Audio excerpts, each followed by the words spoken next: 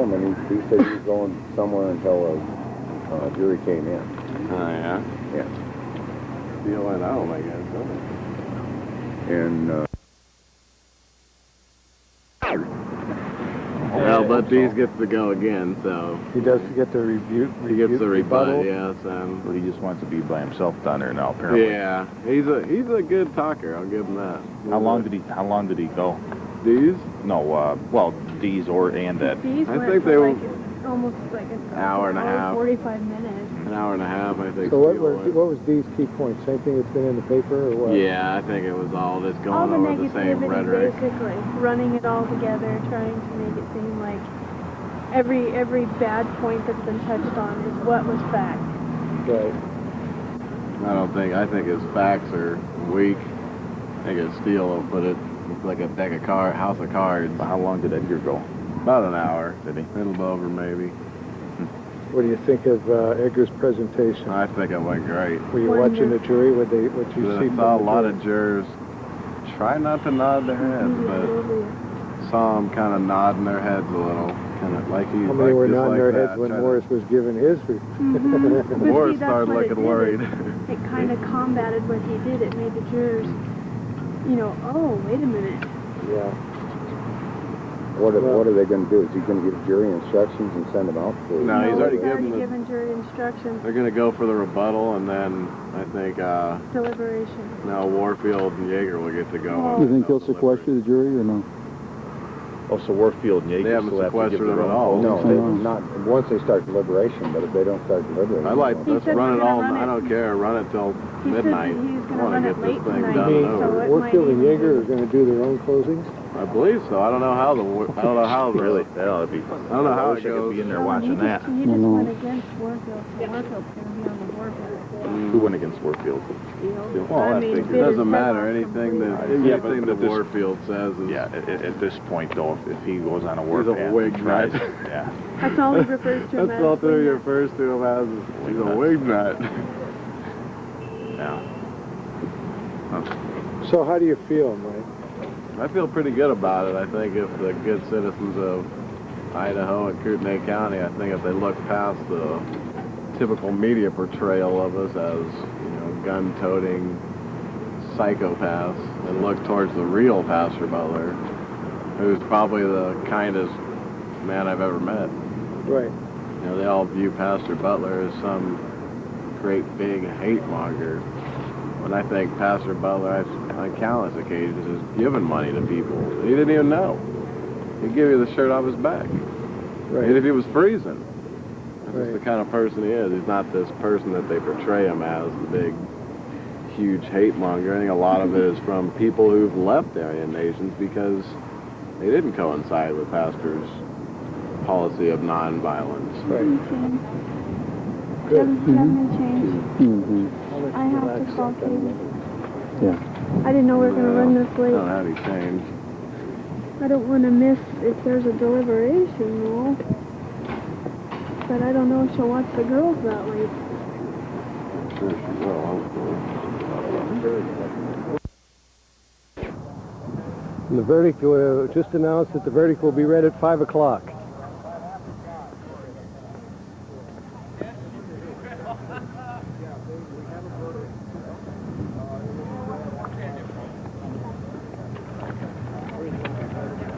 Verdict, media is in a frenzy. It will be read after 5 o'clock. It is 4:30.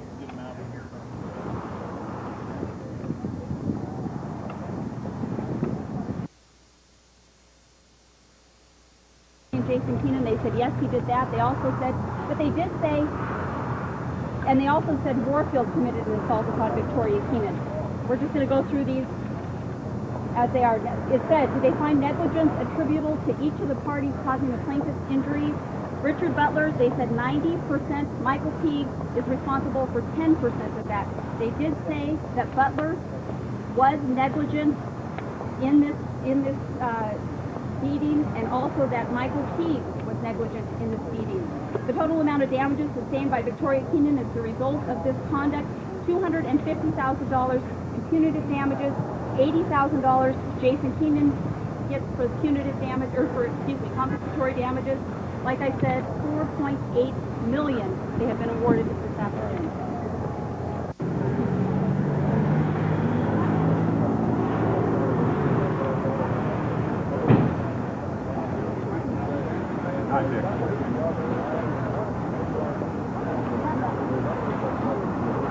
I got some numbers. Were you on 920 to that? Look, yeah, I'm going to shot. Yeah. We'll get reaction. Susie's down there. She gave Yeah, let me get a shot of it. Hey, Butler's your guy. Comment is that it's a sad thing that you could say that Pastor Butler should maybe be a little less willing to bring people in off the street, regardless of how well-intentioned he is. I think he is well-intentioned, but the matter of whether that he should be civilly liable for that is something entirely different. If a couple of Marines out for a weekend jaunt were to go and do damage to somebody's property.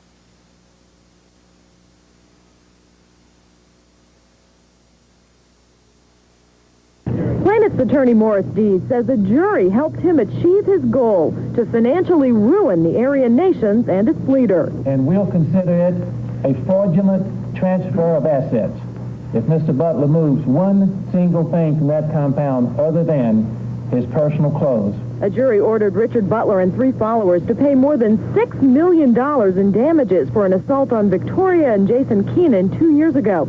Aryan Nation's leader Richard Butler was ordered to pay about $5 million of that judgment. Dees says the jury saw through Butler's unholy disguise, saw he was no man of God as he claimed, but instead a snake in pastor's clothing. This group is nothing but a cult, has nothing whatsoever to do with God or religion.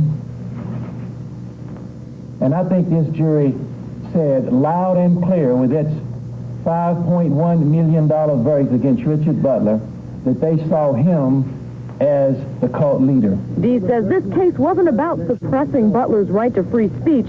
It was about upholding the community's right to be safe. Mr. Butler has a right to hate, but he does not have a right to hurt people and to teach other people to hurt. Victoria Keenan cried and her son Jason shook as the verdict was read. Later at this press conference, they said thanks. I'd like to thank the jury. Thank you very much for your braveness. I guess all I can say is, justice has prevailed, and yes, we have won. Now that Richard Butler has lost everything, Morris Dees says he'd like to see the Aryan compound transformed from a haven of hate to a place of peace. It's a piece of property that I don't think has found a better use than as a tolerance center. Dees says the plaintiffs in this case have already placed a hold on the Aryan nation's assets. And Dees says if Richard Butler doesn't simply surrender his property, it will be sold at auction at a sheriff's sale. Reporting live in Coeur d'Alene, Dawn Pickin for KSKN's 10 at 10 News. Now, Aryan Nation's leader Richard Butler was not in the courtroom when that verdict was read. He did, though, return later. 10 at 10's Eric Loney spoke with the defendants in the case about what they will do next. Eric? Richard Butler walked... Can you keep it? Seize your property, will you? Let that go.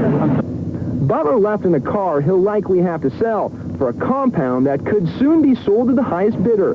His attorney, Ed Steele, says the community let his client down. Pastor Butler stood the best chance of getting a good and a fair result in the town that he has lived in for 25 years. He may be a demon, but he's our demon. Communism is Judaism. Judaism is communism. A demon, Steele says, was punished for his words, not for his actions. I've considered this area to be one of the last bastions of free speech in America. And boy, I think you can write the epitaph for it now. Free speech in America was put to rest behind a rural courthouse in the backcountry of Idaho.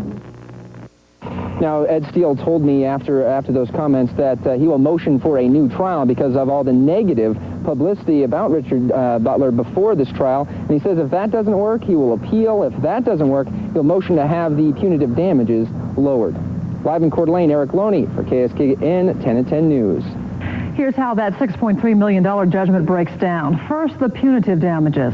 The jury found Richard Butler liable for his guard's attack and ordered him to pay $4.8 million. Butler's second in command, Michael Teague, was ordered to pay $600,000. As for the guards who were actually involved in the shooting at the Keenans, well, Jesse Warfield must pay $500,000 and John Yeager $100,000. Now the compensatory damages. The jury awarded Victoria Keenan $250,000 for pain and suffering, and her son Jason will get $80,000. This judgment could very well bankrupt the Aryan nations, but does this mean the end to that white supremacy group? Lieutenant 10's Rex Rowland joins us now live. And Rex, so what are white separatists saying about all this?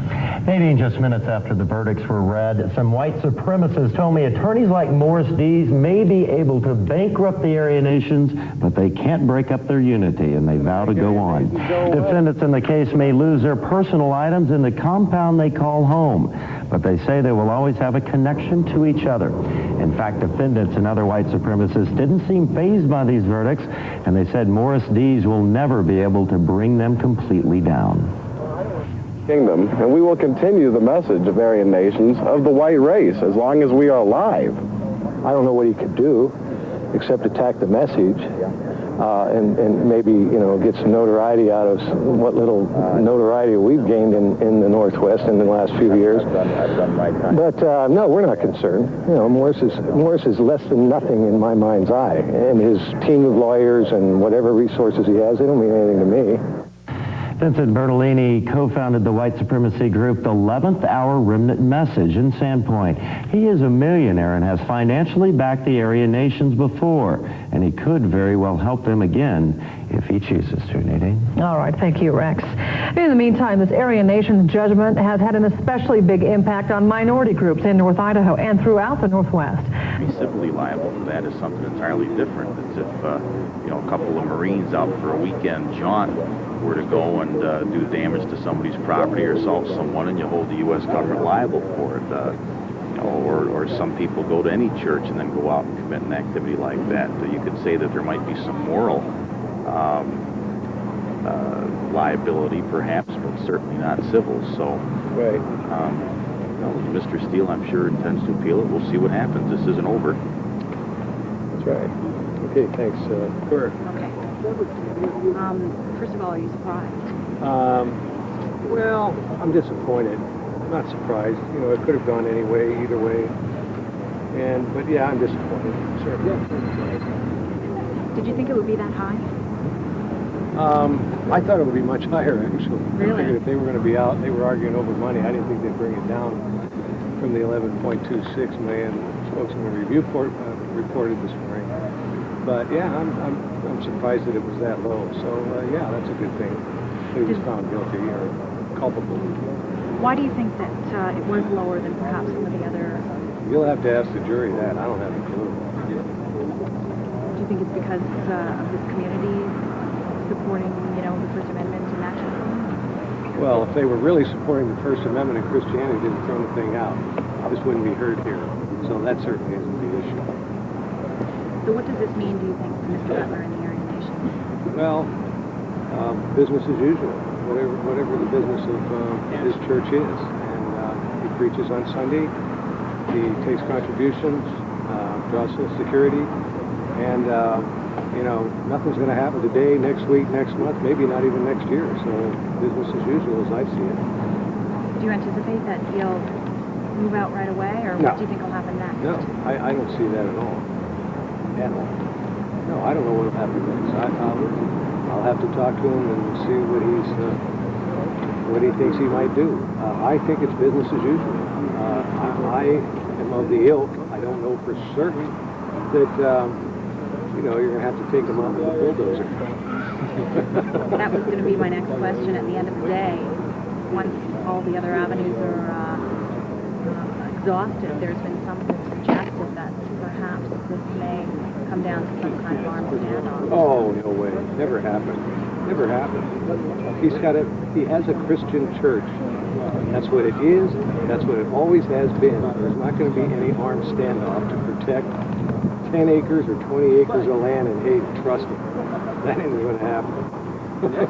Will you be helping him in any way, mount an appeal or any kind of future investigation? Well, there's a lot of avenues open to in due process of law that remedies and alternatives, and I'm sure that some of those will be looked at closely to see if they're worthwhile pursuing. Edgar Steele's the man to talk to about that, and Pastor Butler. I can't speak for either one of those people. There's been reports that Mr. Butler's health hasn't been that great. Do you think that this will contribute more negatively to his health, or do you think it will really affect his personal life? I wouldn't think so. You know, he's 82 years old. I don't think I'm going to live to be 82, so, you know, he's in great shape as far as I'm concerned. So he'll go out kicking? He'll go out kicking. Yeah. Thank you. Thank you. Thank you. You know, we're always of the oath that it should have never been tried. We're disappointed in the verdict. We're probably somewhat surprised at the whole number that was arraigned rather than the higher number that was supposed to be. So I don't know whether that's a good thing or not. You know, like Tom Metzger said the other day, it might as well be a billion. How are you going to get it? How does this affect you and people like you in your group? I don't know. Business as usual. Our position and the stance that we take and the terms that we publish are not going to change one bit. So for us, it's nothing. We're disappointed in Pastor Butler and his church. It's a sad day. Is Edgar Steele coming out of the courtroom now? Courthouse, rather. That's the way we look at it. Yeah. I thought those cannons are in jail. That's what we want to be.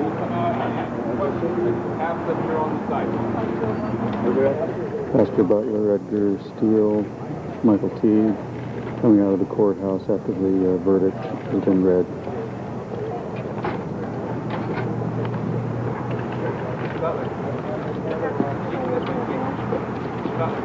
Gentlemen, they whipped the Apostle Paul 40 lashes, tied to a post 5 times. What's that, sir? They whipped the Apostle Paul 40 lashes 5 times.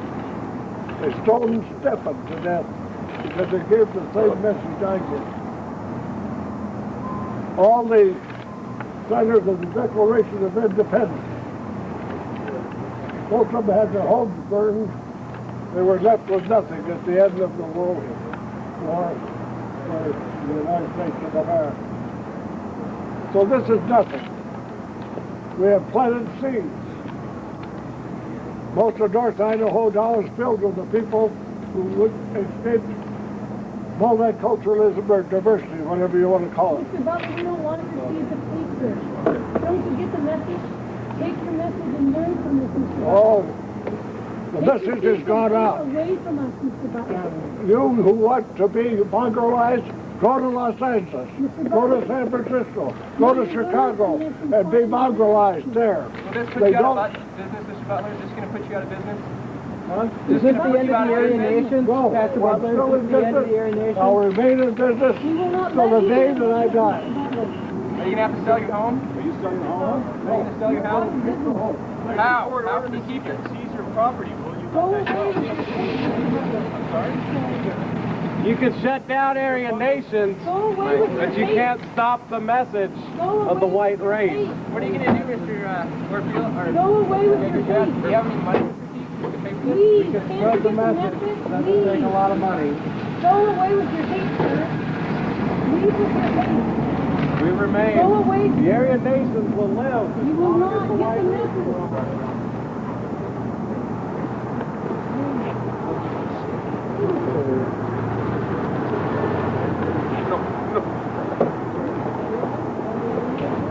Pastor Butler just gave a few parting words. Media is following Michael Teague now. Some words from him.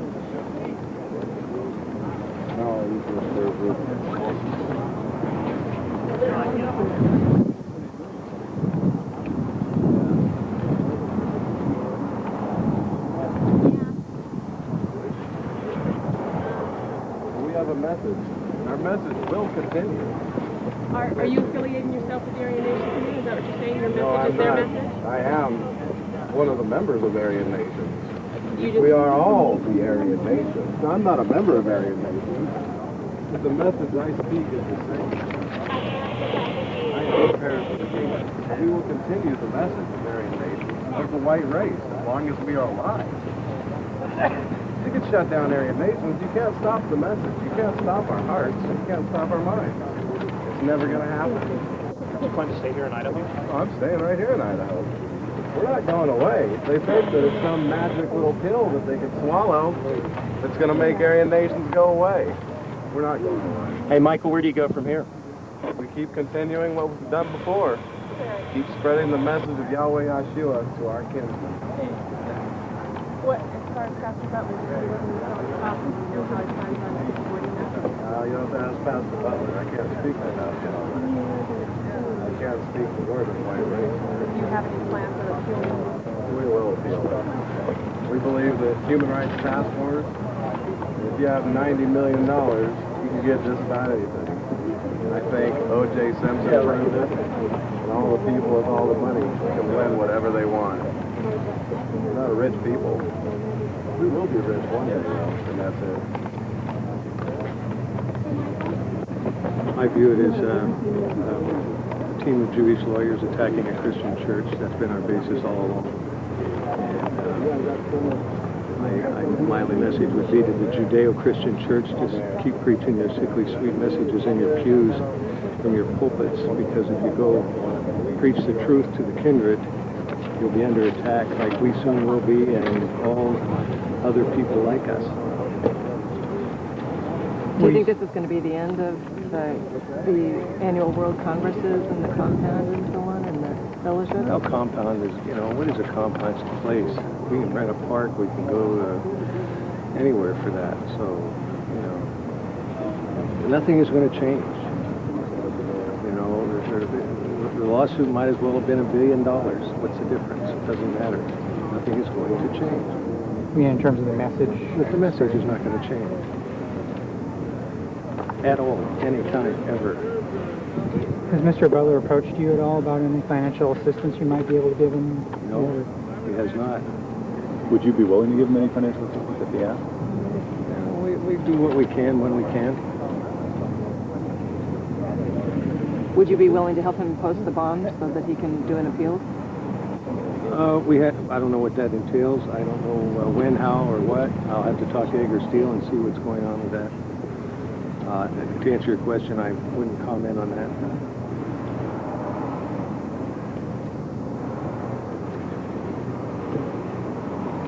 Thank you. Hi, Vincent. Hi. Sorry.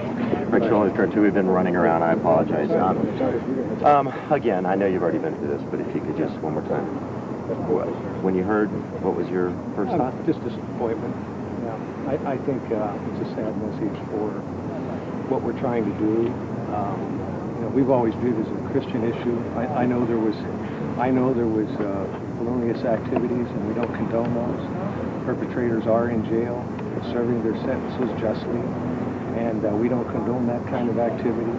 How that happens, we can't explain it, but it does. But Pastor Butler shouldn't be culpable, and we've always viewed it as an attack of Jewish lawyers on Christian churches, and it sends the message out to the kindred and to people who speak the message that we speak. We better be careful who we invite around us to share ideas and time with, because it looks like we're all going to be held accountable for the actions of others. What kind of effect do you think this will have, like, on other groups, like your group, the 11th Hour? Oh, I don't know. Morris can attack anybody he wants. He's certainly got enough money, time, and wherewithal. I don't know what he could do except attack the message, and maybe get some notoriety out of what little notoriety we've gained in the Northwest in the last few years. I've done my time. But no, we're not concerned. Morris is less than nothing in my mind's eye, and his team of lawyers and whatever resources he has, they don't mean anything to me. I know they don't mean anything to Carl Story. They don't mean anything to anybody that I know. So, he'll do what he has to do, and we'll do what we have to do, and we'll continue to do what we do. Even if they do break an organization, one of these organizations financially, I think, a couple people pointed out that you're still going to be spreading the message. Your thoughts on that? Well, the message doesn't go away. Organizations are just a group of people with a common cause and have a title. the message is the message. So, you know, the messages are going out through the prisons, they're going out through America in any number of ways. Books are being published. Always. That's what it was. That's what the result shows. This is a free speech case. They just don't like his speech. And they want it gone. How surprised are you by all this? Well, I'm pretty surprised by the numbers, that's for sure. I'm not necessarily surprised by the findings against Pastor Butler, but the numbers are way out of line. What do I know? Do you feel that you failed in any way? I put on the absolute best case that I could. I did the best job that I could. And I believe that I tried a pretty good case against the one they presented. I went up against 7 lawyers. I went up against what I conservatively estimate to be $300,000 to $350,000 that they invested into their side of this case. And I had virtually no resources. And in light of that, I think I held my own pretty well. Would you do anything different if you got a new trial? Well, I'd obviously have to do something different, wouldn't I? I'm not sure what that would be. Because I haven't figured out yet what produced this result for them based upon the state of the case when we gave it to the jury yesterday. But like you said this. You felt this area was the last bastion of free speech. That's right. The WASPA said, no, this is the community saying that we do not want them. Do you take that as that, or you? Well, I'll tell you something. $5 million worth of "we don't want you here" is a pretty potent statement. Do you know how Mr. Butler's going to pay this? I have no idea. He certainly doesn't have that money. I mean, this of course, effectively would put him out of business if he had to pay that today. Now, there was some concern that he thought that Mr. Butler might try to remove things from the property and that type of thing. Oh, I don't think there's much need for concern of that. I'm not sure what he'd remove that would be of any serious value anyway. Would you be entitled to keep this house? Well, there's some question about that under Idaho homestead law, and I'm not an expert in that area, but I certainly intend to see to it that he gets the appropriate advice about that. I know there was some talk in the press from some lawyer that seems to be an expert in that area that says that he would be able to. I can't comment. Appeal plan? You know, as I said before, Motion to reconsider first. Motion for a new trial, I think. I don't see much point in a motion for J&OB, which is a judgment notwithstanding the verdict. If a motion for a new trial were denied, an appeal were denied, maybe a motion to reduce the punitives, which are just way out of line, might be in order. But I think the most direct route right now would be a motion for a new trial and see what the judge ruled. What ground? Well, there's a number of grounds. One of the more serious ones would be the overwhelming negative pretrial publicity that took place. Pastor Butler was tried and lynched in the local press before and during this trial. In fact, it got to the point where the judge felt compelled to make a statement from the bench and to instruct the jury, despite his earlier instructions not to pay attention to the press, to disregard anything they may have seen or heard from the press about this trial due to the outlandish reporting of Bill Moreland of the Spokesman Review. Did you think there should have been a change of venue? Based on results, perhaps there should have been a change of venue, but I certainly didn't think so prior to the trial. Did you move for that? No, I didn't. We considered it. We considered it. We discussed it, and my clients and I decided that Pastor Butler stood the best chance of getting a good and a fair result in the town that he has lived in for 25 years. You know, he may be a demon, but he's our demon. What was your thoughts with the length of the jury deliberations? Did you think that since it took so long that maybe it may come out your way? No, actually, I thought that a quicker result would be our way, and the longer it took, the more worried I got. How about the appeal? It's my understanding that it takes 1.5 times the amount awarded to file an appeal to get a bond. Will you go that way? Will there be an appeal of this? Yeah, I don't know. As I said, we'll have to take a look at all the facts and circumstances surrounding the case and see if there is a basis for a direct appeal of it. The more direct route, methinks, would be to file a motion for a new trial. Based on the report in the spokesman review, is that what you're going to base your appeal on? Or? Well, I tell you, that's one pretty potent basis for it, wouldn't you say? Isn't that only potent if the jurors saw it? If you have proof that the jurors saw something like that? Well, we don't know who the jurors are, and I think that's appropriate in this case. We're not allowed to talk to jurors in Idaho, unlike states like California. And I doubt that they're going to step forward and talk about it, and certainly anybody that might have read about it in the paper isn't going to say, yeah, I read about it and base my verdict upon it. So I doubt that it's going to be required that we prove juror misconduct of any sort in order to be able to prevail in a motion for a new trial. It doesn't mean we'll prevail regardless, but it is certainly a basis that we can use to request one. What personal repercussions have you suffered as a result of your decision to represent Pastor Butler in this case? Oh, well, I could go on and on and on. You know, I've received death threats. I have been libeled and defamed in the local press. I've been called a skinhead and worse for daring to represent these people whose major sin, I have always believed, was having extremely unpopular points of view. And they say reprehensible things. There's no question of that. I've never really made a public statement one way or another about how I feel about what they say or they think. And despite that, I've been painted and tarred with the same brush that the press has given to them. My wife, my children have similarly been painted with that brush. I don't understand it. You know, in the O.J. trial, Johnny Cochran was never accused of being a white killer. I don't understand why I get to be accused of being a skinhead because I represent my clients in what I still maintain today, and I point to this jury verdict as proof that this was a free speech case.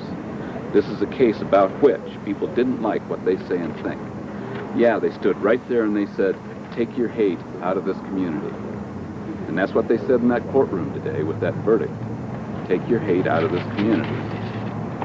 So you're dismissing the assault on the Keenans then? I'm not going to dismiss the assault. The assault certainly took place. It certainly was at the hands of those, I don't want to call them what I really think they are because I think it's inappropriate for this venue. Wingnuts is what I called them during trial. But even that conjures up visions of whimsy that they don't deserve. They were out of control. They were drunk. They were committing criminal acts. They were off the property.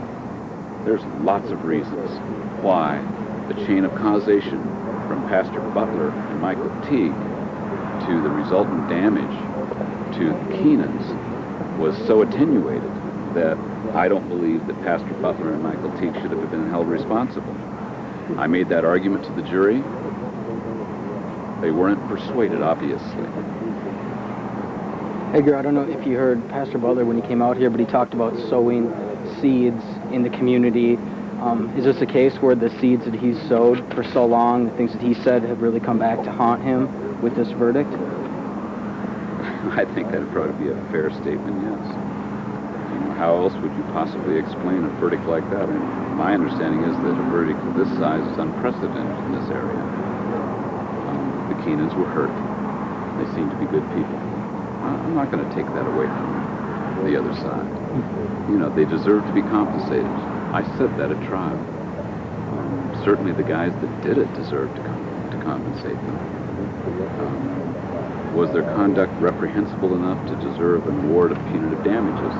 Perhaps. I didn't represent them. I never could have represented them because they did it. And what they did was horrible.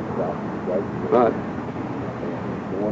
I never did believe that my clients were directly responsible for what happened to the Keenans. And as I stand here today, I don't think so, but there are 12 good citizens of our community that have decided that Butler and Teague were responsible, and it's tough for me to disagree with that result since they have the final word. Butler said on coming out of the court that he was not going to be selling his property or giving it up. Do you think that's possible for him to do? Well, I'm not sure what that means. I don't speak for him in that regard. I'm not sure what he meant. I'm not going to speculate. I am confident that Pastor Butler will, as he always has, obey the law. Can he afford those $7? Oh, of course not. So what happened? What do you think happens? If he doesn't get a new trial, if something doesn't happen to overturn this, then he loses everything that he has here at the end of his life. Doesn't he? And how about hardship on you? What do you mean? Financial hardship for taking this case, and I thought your payment was going to come against the lien on this property. What happens with that? Well, the lien on my property, I believe, I hope, is superior to the lien that will be generated by the judgment entered in this litigation, if ultimately there is one entered. That hasn't been done yet, remember. I handled the case at a bit of a discount, and certainly at a big discount from what I should have handled it at in view of the impact that it's had upon my personal and professional life and upon my family. But I handled it that way because I believe in free speech, and I believe that this was a free speech case, and I believe it right now. With all my heart, this was a free speech case. In hindsight, was it worth it? Would you take the case again, knowing what you know now? Having gone through what you've gone through? Would I take the case to walk up to this point and lose big time? I don't think so. Would I take it if I thought I could run it differently and win because I believed in the principles involved? You bet. In a moment. I still believe in free speech even more. $5 million verdict. What do you think that is? If that isn't a condemnation of their speech. You're asked to do it, you'll do it correctly. And those teams that can... Pastor Butler's pulpit knocking glass all the way to the back of the church. Aryan members discovered the rock and broken glass just before service Sunday morning. The estimated $2,000 damage forced Butler to preach out of his home. This isn't the first time vandals hit the church. The building was bombed in 1981, but Saturday's attack was especially painful for Butler. His late wife handmade the broken stained glass window. They haven't decided if they're even going to clean the mess up. After all, if the judge doesn't give Butler his new trial, this church and everything in it goes to the Keenans by the end of next month. Take what's in our hearts and what's in our minds and the truth that we stand for. Butler says he did not get a fair trial. He's trying to raise nearly $1 million to appeal the judgment. We're getting new information about the Christopher Peraza case.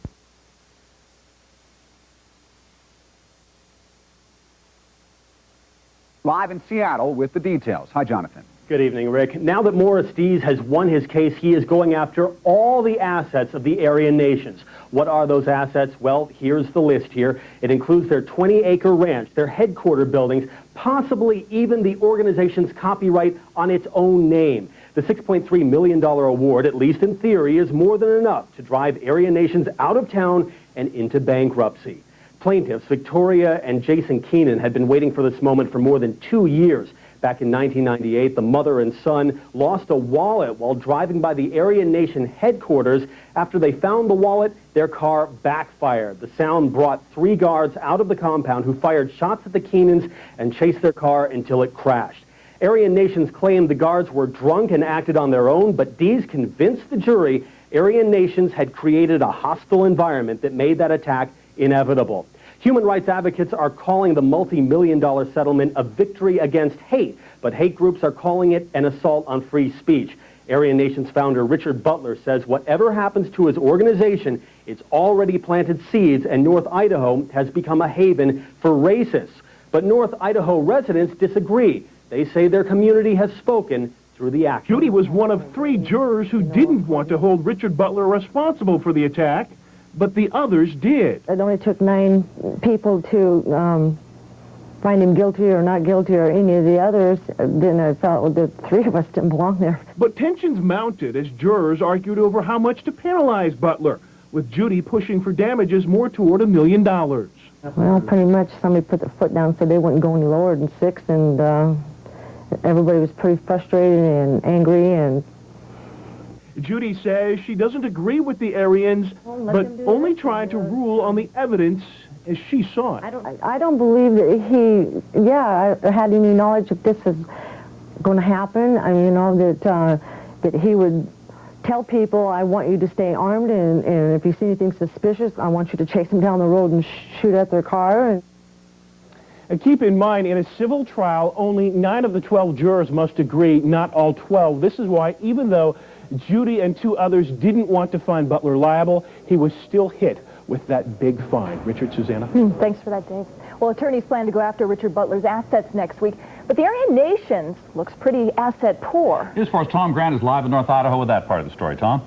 Richard Butler trades on racial hatred, and that's a bit better than average source of income. Richard Butler makes most of his money from membership dues in Aryan Nations and sales of his neo-Nazi literature. That's estimated at $80,000 a year. But all Butler has to show for it is a few old cars and 20 acres on Rimrock Road in Hayden. This place was an old run-down farm when we bought it. But it means a lot. My wife and I worked real hard building this place. In an interview today, Butler tried to spin a softer view of Aryan Nations as the place where he and his late wife spent the best of their 55 years together. It means a lot, you know. I have a very soft spot in my heart because I know she was part of it. But attorney Norm Gissel isn't buying it, and he's going to do everything in his power to see that Aryan Nations is shut down. The whole piece of property would be subject to, ultimately, hopefully at some point in the near future, would be subject to a sheriff's sale. Early next week, Gissel will file his multi-million-dollar judgment against all of Butler's real estate. The 20-acre compound is probably not worth much more than $250,000. A similar site across the road with a nice house and barn is for sale for $239,000. Gissel says that Butler's income stream from Aryan Nations memberships would be directed to the plaintiffs, but frankly, that's one thing he'd like to see dry up and go away. Butler, of course, says it won't. Today, he filed for a new Coeur d'Alene parade permit to lead his Skinhead Legion down Sherman Avenue sometime in October. See, I'm not going to be here forever, but the message keeps generating on. Butler has said he will appeal. Gissel calls this victory just round 1. First for local news in Coeur d'Alene, I'm Tom Grant. All right, Tom, thank you. Here's a detailed look at Butler's assets. The 20-acre compound includes a home, is worth, we are told, according to Kootenai County officials, about $240,000. Butler also takes in, as we heard, $80,000 a year in Aryan Nations membership dues and literature sales. He also receives $890 a month from Social Security and owns 4 vehicles.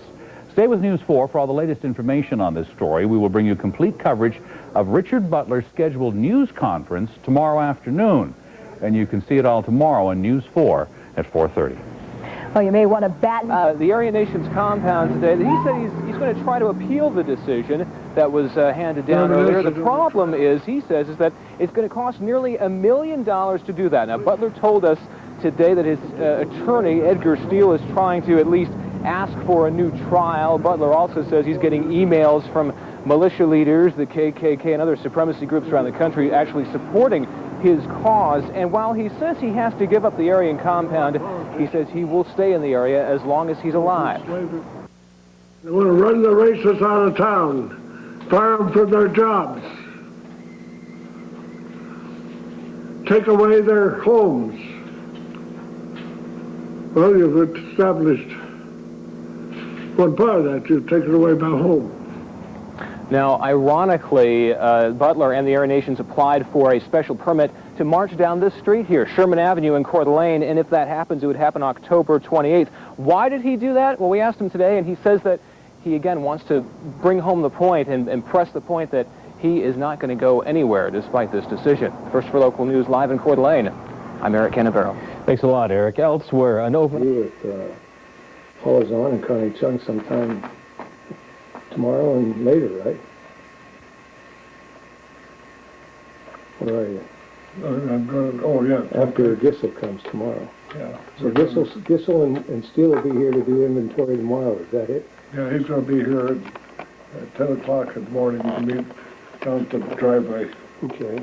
And they're going to, Gissel's going to be here, and he's going to come up with, I guess, a photographer to take pictures of the property. Geez, with all the pictures they've already had taken, my goodness, is there anything?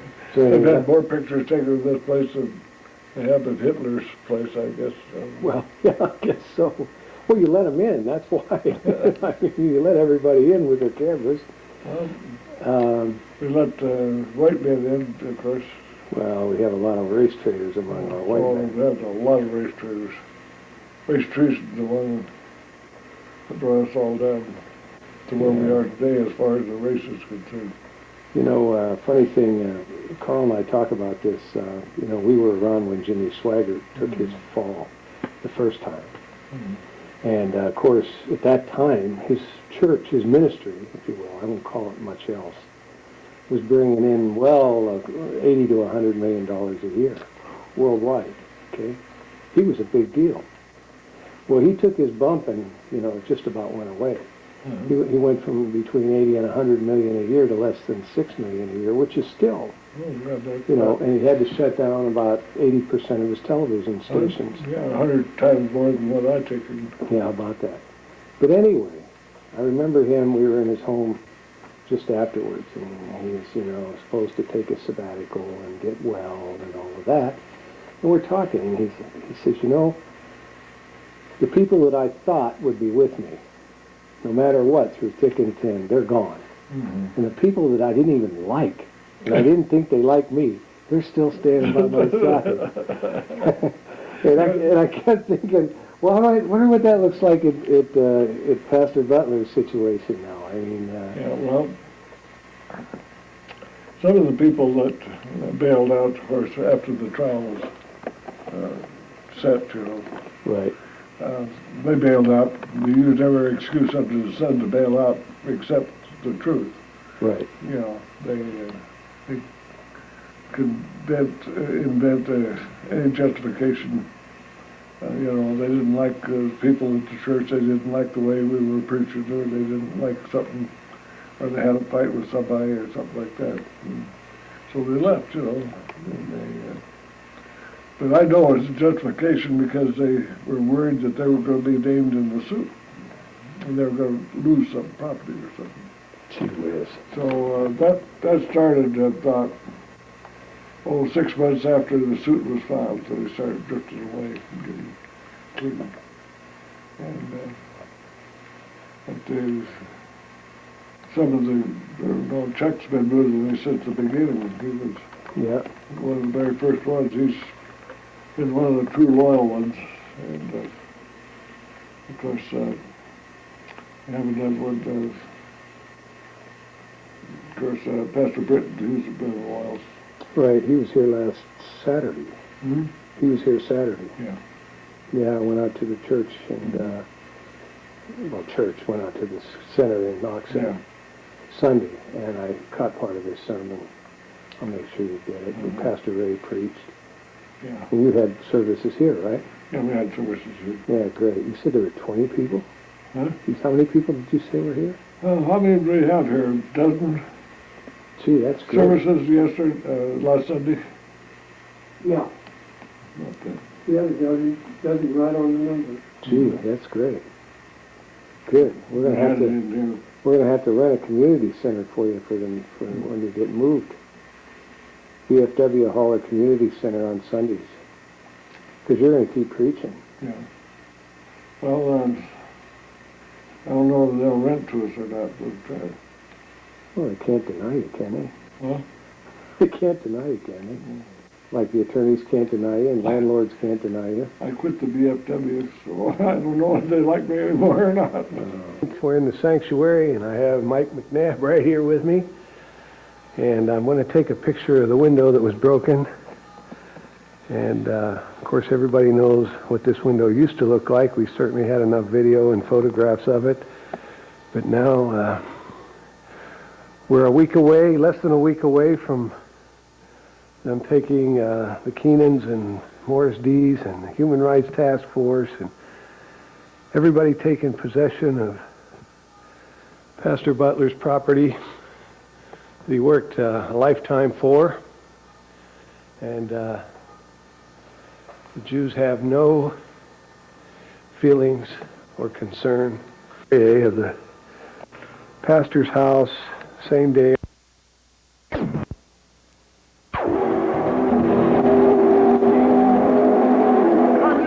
It was a familiar scene in Coeur d'Alene this morning. Richard Butler and his Aryan followers marching through downtown. But could today's parade be Butler's last? Good afternoon, I'm Rob Hayes. Dana has the weekend off. The Aryan Nations group is officially gone, but the same old people are back, now calling themselves the Aryan National Alliance. They marched through the streets of Coeur d'Alene today for the third year straight, but as Q6 reporter Virginia Kerr tells us, turnout was an all-time low. Things are back to normal in downtown Coeur d'Alene. The streets are open and the stores are back in business, but it's still very wet. It rained all morning for the Aryan Nations parade. People say that's just one of the reasons why this was the smallest parade Butler's ever had. Like the last two parades, Butler and his followers marched through downtown yelling their white supremacist message, and protesters shouted back. But Butler's parade brought in the smallest crowd ever. There were twice as many Aryan supporters as last year, but less than half the amount of onlookers. Maybe because some human rights activists encourage people to stay home this year, but others say ignoring the Nazis isn't the right tactic. But the last 3 years since people have been protesting, finally the tide has turned, the community's against him, and I think that's the reason that the jury verdict turned out the way it did. Well, coming up at 6 o'clock, we'll hear from more of the protesters and Richard Butler himself. Reporting in Coeur d'Alene, Virginia Kerr, Q6 Local News.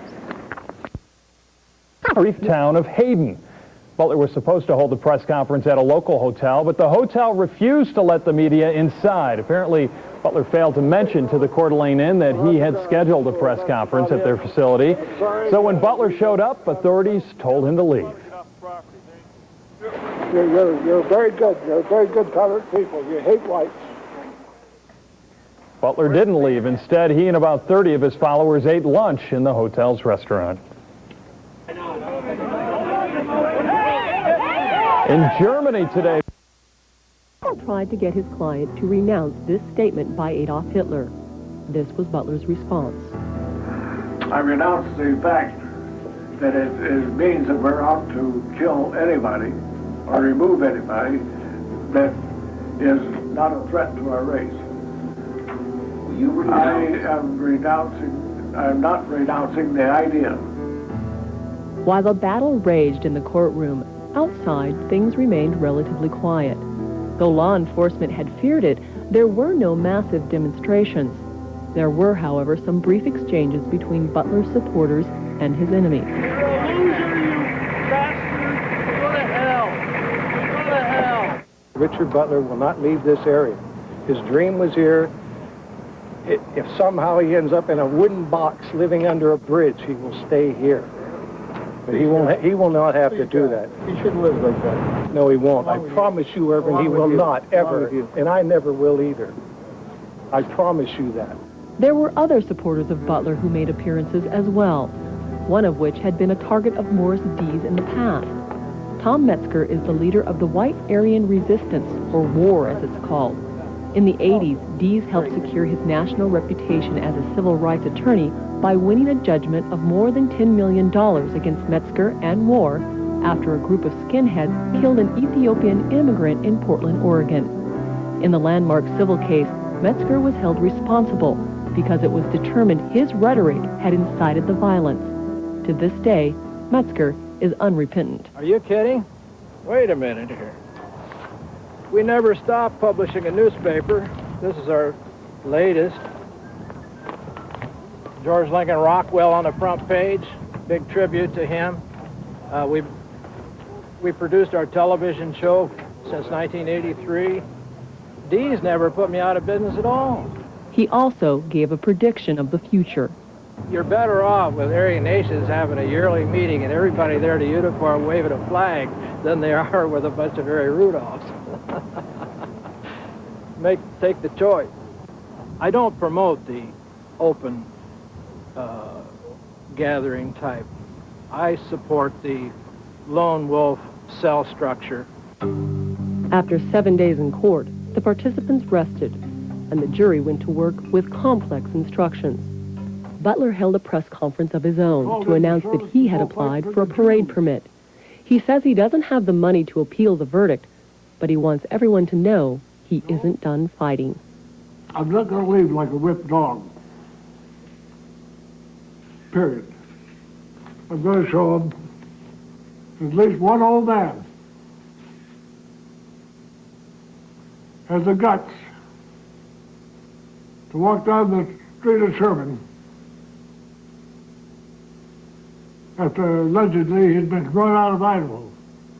In the days and weeks to follow, motions were filed for a new trial, or at least to reduce the verdict amount. Butler's attorney feels the trial's outcome is unjustified. Floored. I'm still flabbergasted. I mean, what an outrage. Just give me a break. $6.3 million, not one penny of medical bills, not one penny of wage loss. For what? Oh, they got scared. Yeah, they got scared. I don't mean to make light of that, okay? You know, I do mean to make light of that. In the face of $6.3 million, listen, you can chase me down the street and shoot at me any day of the week if you pay me $6.3 million. Give me a break.